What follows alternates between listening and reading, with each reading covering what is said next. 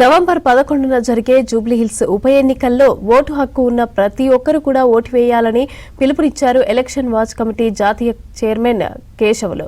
ఇక జూబ్లీహిల్స్లోని అంబేద్కర్ ఓపెన్ యూనివర్సిటీలో ఓటరు అవగాహన రౌండ్ టేబుల్ సమావేశాన్ని ఏర్పాటు చేశారు.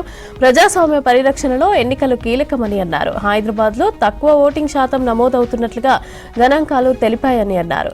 ఐటీ ఎంప్లాయీస్, యువతీ యువకులు, విద్యావంతులు, ఉద్యోగులు, మహిళలు ఓటును వినియోగించుకోవాలని తెలిపారు. ఎలాంటి ప్రలోభాలకు లొంగకుండా నాయకుడిని ఎన్నుకోవాలని సూచించారు.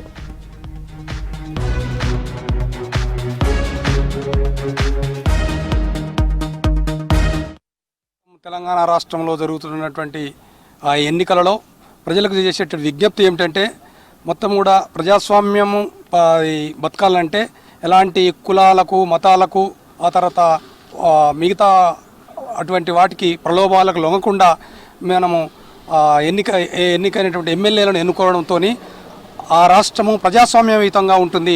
కాబట్టి ప్రజలకు విజ్ఞప్తి చేయడం ఏమిటంటే, ఈ ఎన్నికల అవేర్నెస్ క్రియేట్ చేయడంలో భాగంగా ఈ కార్యక్రమం ఏర్పాటు చేస్తున్నాము.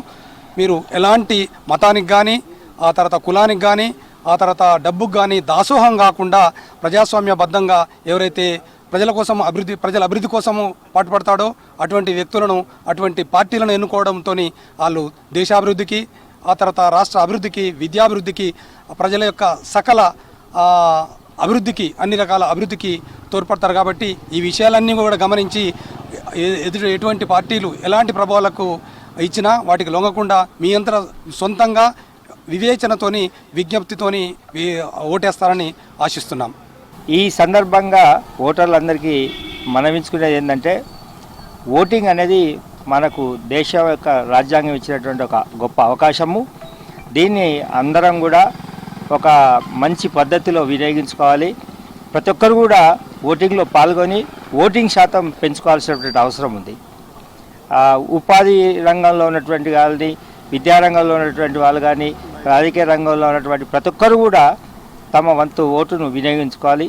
ఈసారి ఈ జూబ్లీహిల్స్ ఉప ఎన్నికలో ఇంటి నుండి ఓటింగ్ వేసుకునేటువంటి అవకాశాన్ని మన ఎన్నికల కమిషన్ అవకాశం కల్పించడం జరిగింది.